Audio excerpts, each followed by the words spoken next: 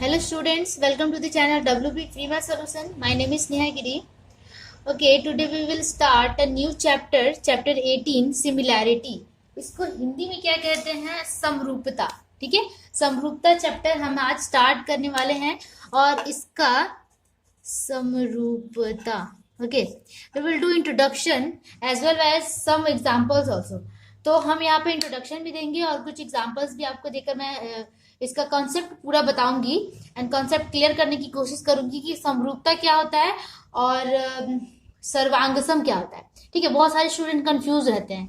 तो चलो introduction start करते हैं इस चैप्टर का.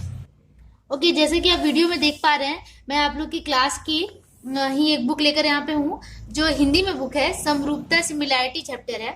अब यहाँ पे एक एग्जाम्पल लेकर बताया गया है, आप यहाँ से भी समझ सकते हैं कि एक स्टैम्प साइज की फोटो, एक पासपोर्ट साइज की फोटो, एक पोस्ट कार्ड साइज की फोटो है. तो यह तीनों फोटो देखो, बच्चे का जो शेप है, रंग रूप है, वो बिल्कुल सिमिलर है. समरूप है. समरूप का मतलब सिमिलर है. इसका मतलब ये जो तीनों फोटोज हैं, इसको क्या कहते हैं? सिमिलर या सिमिलैरिटी कहेंगे हम.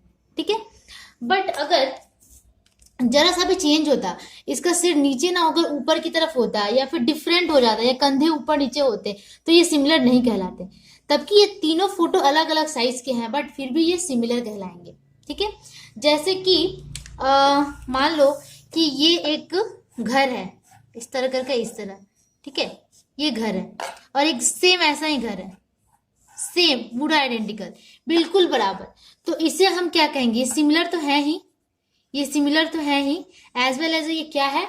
हिंदी में उसको सर्वांगसम कहते हैं. ठीक है, साथ ही क्या है? कॉन्ग्रुएंट है. ठीक है, अच्छा सॉरी मैं ये पेन यूज करती हूँ. कॉन्ग्रुएंट है. ठीक है, कॉन्ग्रुएंट है. तो कॉन्ग्रुएंसी क्या कहती है? कॉन्ग्रुएंसी ये कहती है कि वो सिमिलर तो होगा ही, बट उसमें जो आपका एंगल होगा, एंगल के साथ साथ जो साइड्स होंगे उसका भी लेंथ बिल्कुल ही बराबर होना चाहिए, हर तरफ से समान होना चाहिए, तभी वो कॉन्ग्रुएंट कहलाता है. लेकिन सिमिलैरिटी कहता है कि अगर वो सिमिलर है और शेप और उसका साइज डिफरेंट है तो भी वो सिमिलर कह सकते हैं हम. जैसे आपकी इस बुक में देख लीजिए, आप एग्जाम्पल दिया हुआ है. देखो, ये जो नंबर 1 है, इसमें एक फ्लावर बना हुआ है, एक आपका ये है सर्कल के साथ में. तो देखो, सर्कल और फ्लावर एकदम सेम दिख रहे हैं बट इसका साइज डिफरेंट है. साइज डिफरेंट होने से कुछ नहीं होता, इसे हम सिमिलर कहेंगे. ये कॉन्ग्रुएंट नहीं है. ठीक है, ये सिमिलर है.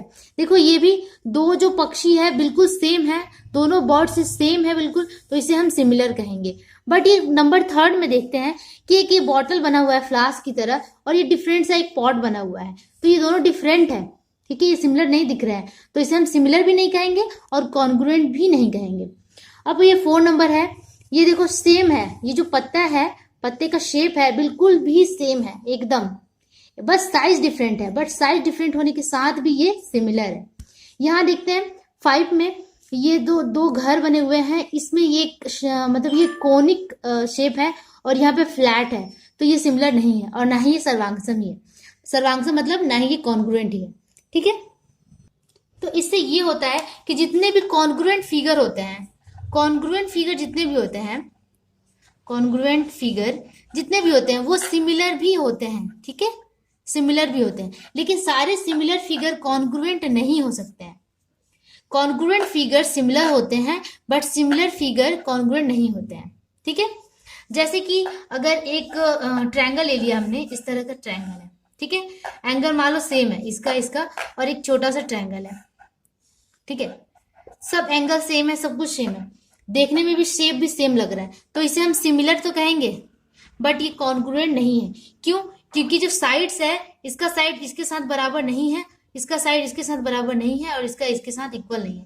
तो जब इक्वालिटी नहीं आती है पूरी तरीके से तो इसे हम कॉन्ग्रुएंट नहीं कहते हैं. तो ये ओनली सिमिलर है. तो जो हम सीखते आए हैं कि कॉन्ग्रुएंसी की जो शर्त होती है उसमें क्या होता है? SAS होता है, AAS होता है. ठीक है, एंड और SSS होता है, यही तीनों होता है. ठीक है, ये तीनों शर्तें होती है तभी हम क्या कहते हैं कि वो कॉन्ग्रुएंट है, सर्वांगसम है, सभी अंगों से समान है. बट ये तीनों के अलावा अगर ए बोलेंगे तो ये एंगल समान होते हुए भी वो कॉन्ग्रुएंट नहीं हो सकता। अगर ये सबका एंगल समान था, इसका इसके साथ और इसका इसके साथ, बट फिर भी इसे हम कॉन्ग्रुएंट इसलिए नहीं कहेंगे क्योंकि ये पूरी तरीके से समान नहीं है, शेप अलग है। ठीक है, दिखने में ये बिल्कुल सिमिलर है तो इसे हम सिमिलर कहेंगे, बट ये कॉन्ग्रुएंट नहीं है। तो ये शर्त हमारा लागू नहीं होता है कॉन्ग्रुएंसी में, ये सिमिलर में लागू होता है। ठीक है, अगर ऐसा हो तो हम कह सकते हैं कि सिमिलर है, बट ये कॉन्ग्रुएंट नहीं है। ओके, तो चलो अब एक्सरसाइजेस करेंगे तो और भी ज्यादा क्लियर हो जाएगा। होप आप लोगों को क्लियर हो गया होगा, बहुत ज्यादा टिपिकल नहीं है, इजी है।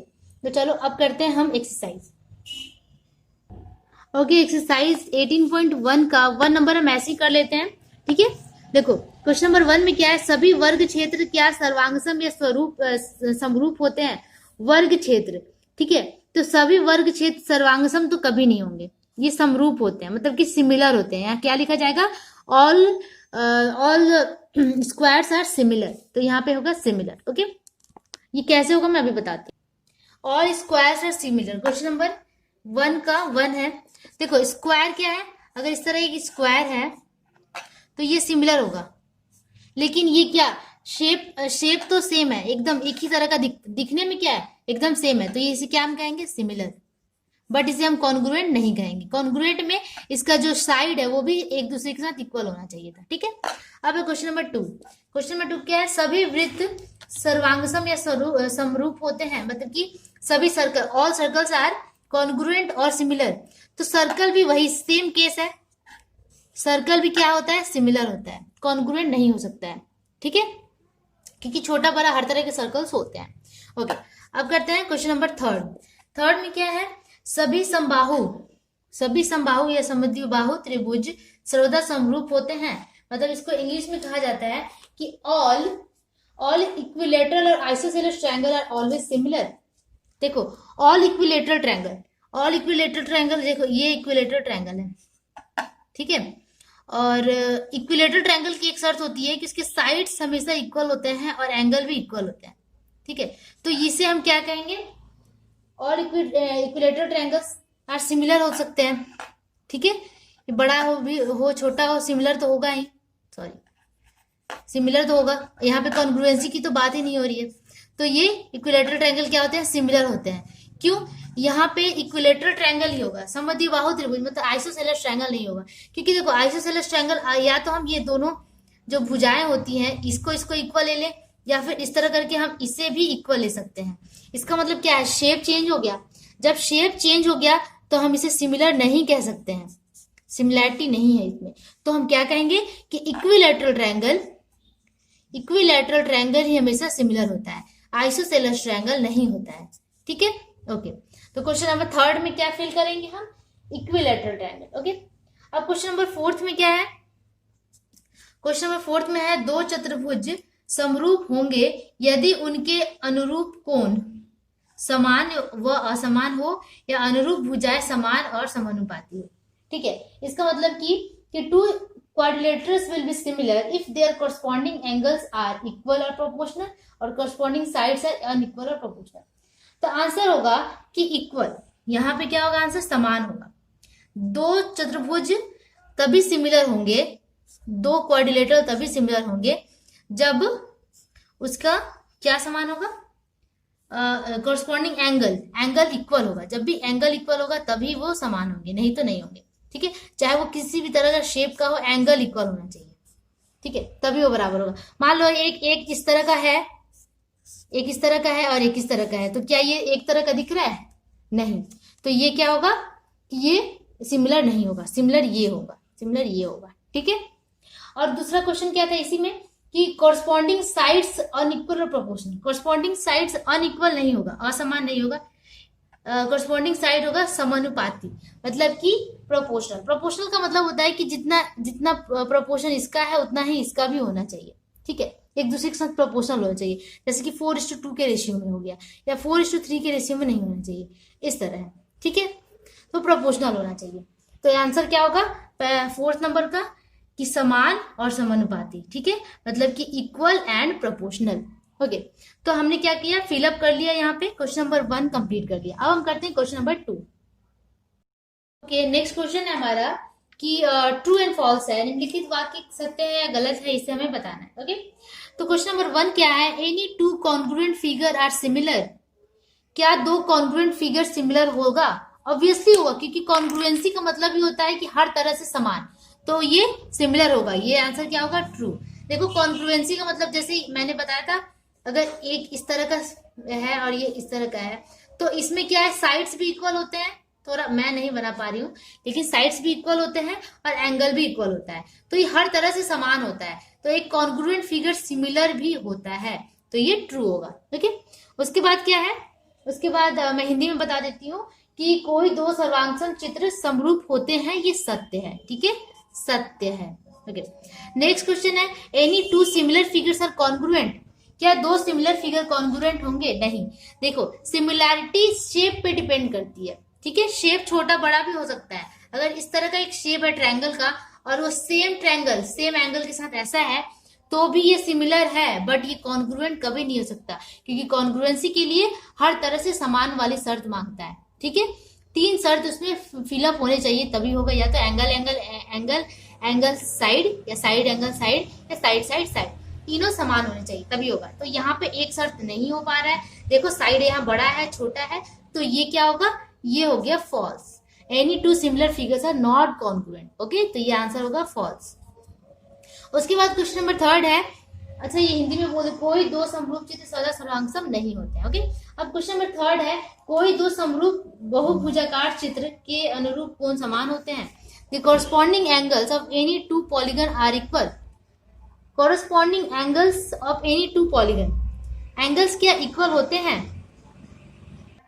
ओके, तो corresponding angles of any two polygon क्या होगा, इक्वल होता है। कैसे कॉरस्पॉन्डिंग एंगल्स है, अगर इस तरह का कोई ट्रायंगल है और इस तरह का है, तो एंगल हमेशा इक्वल होता है। ठीक है, तो आंसर क्या होगा? ट्रू। ओके, अब है क्वेश्चन नंबर 4 में क्या है, the corresponding sides of any two polygon are proportional.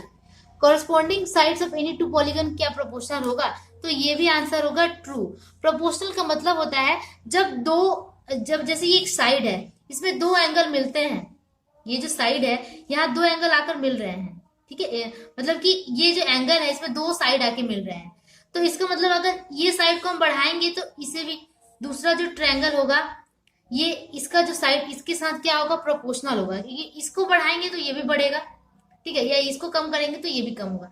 तो ये जो प्रोपोर्शनलिटी का मतलब होता है कि अगर जो हम मल्टीप्लीकेशन करेंगे दोनों का सेम होगा। अगर 1:2 है, अगर मल्टीप्लाई करते हैं हम तो ये 2:4 हो जाएगा, तो इसका मतलब ये प्रोपोर्शनल होगा। Corresponding sides of any two polygon proportional होता है। ठीक है, तो वो प्रोपोर्शनल होगा, ये इसके प्रोपोर्शनल, ये इसके प्रोपोर्शनल, सेम वे में बढ़ेगा या सेम वे में घटेगा, तो उसे ही हम कहते हैं प्रोपोर्शनल। ठीक है, तो इसका आंसर होगा ट्रू। नेक्स्ट क्वेश्चन नंबर 5 है, the squares and rhombus, the square and rhombus are always similar. क्या एक स्क्वायर और एक रोम्बस हमेशा सिमिलर हो सकता है क्या? तो आंसर होगा फॉल्स। क्यों? क्योंकि स्क्वायर का शेप देखो डिफरेंट होता है, ऐसे होता है, 4 भुजाएं तो इसमें भी होती है, लेकिन रोम्बस का एकदम इस तरह होता है, इस तरह होता है। ठीक है, 4 भुजाएं इसमें भी होती है, 4 साइड्स इसमें भी होते हैं, चारों इक्वल भी होते हैं एक दूसरे के साथ में, बट शेप क्या है, दोनों का डिफरेंट है, तो ये क्या होगा, ये सिमिलर नहीं होगा, तो ये फॉल्स होगा। ठीक है, आंसर क्या होगा? फॉल्स। तो इसी के साथ हमने true and false question number 2 भी कंप्लीट कर लिया। अब हम करते हैं क्वेश्चन नंबर 3 एंड 4। ओके, क्वेश्चन नंबर 3 में दिया हुआ, एक जोड़े सदृश या समरूप चित्रों का उदाहरण लिखें एंड एक जोड़ा चित्र बनाए जो समरूप हो। ठीक है, बहुत ही इजी है ये। क्वेश्चन नंबर 3 में क्या है कि one pair of similar figure, one pair of similar figure का हमें एग्जांपल देना है, सिमिलर फिगर। ठीक है, तो आप एक कोई भी ले सकते हैं, या आप ले सकते हैं सिमिलर फिगर, इक्विलैटरल ट्रायंगल भी होता है। ठीक है, इक्विलैटरल ट्रायंगल। ठीक है, शेप डिफरेंट हो, साइज डिफरेंट हो, बट वो सिमिलर होता है देखने में। अगर इक्विलैटरल ट्रायंगल है, अगर बड़ा भी है तो भी ये क्या है, सिमिलर है। ठीक है, या फिर आप एक स्क्वायर शेप ले सकते हैं, स्क्वायर भी एग्जांपल होता है। स्क्वायर छोटा हो या बड़ा हो वो सिमिलर ही कहलाएगा। ठीक है, देखने में बिल्कुल सेम होता है। ठीक है, लेकिन एक स्क्वायर और एक रोम्बस को नहीं कह सकते हैं, या फिर एक इक्विलैटरल ट्रायंगल या फिर एक आइसोसेलेस ट्रायंगल को हम सिमिलर नहीं कह सकते हैं। ठीक है, अब है क्वेश्चन नंबर 4। क्वेश्चन नंबर 4 में क्या है कि let us draw a pair of figure which are not, नहीं ये तो नहीं था, सॉरी। क्वेश्चन नंबर 4 में एक जोड़ा चित्र बनाए जो समरूप हो। ये मैंने पहले ही चित्र बना लिया है। आप कोई भी एक जोड़ा चित्र, मतलब कि one pair of similar figures आप बना सकते हैं। किसी तरह का बना दो आप, सिमिलर होना चाहिए बस। जैसे एक मटका बना लो आप, सिमिलर फिगर बनाना है, दिखने में बिल्कुल सेम होना चाहिए, चाहे शेप साइज डिफरेंट ही क्यों ना हो। तो आप दो पेयर ऑफ सिमिलर फिगर्स बनाना है क्वेश्चन नंबर 4 में। आप कुछ भी चूज कर सकते हैं, ट्रायंगल, रेक्टेंगल या फिर डिफरेंट शेप्स आप बना सकते हैं। ओके, तो इसी के साथ आपका ये एक्सरसाइज 18.1 साथ ही साथ इंट्रोडक्शन भी कंप्लीट कर लिया हमने, और नेक्स्ट वीडियो में हम 18.2 स्टार्ट करेंगे। तब तक के लिए प्लीज आप ध्यान से देखिए, समझिए और कमेंट जरूर करके हमें बताइए, and like and subscribe, okay, and share with your friends. Bye bye, keep practising.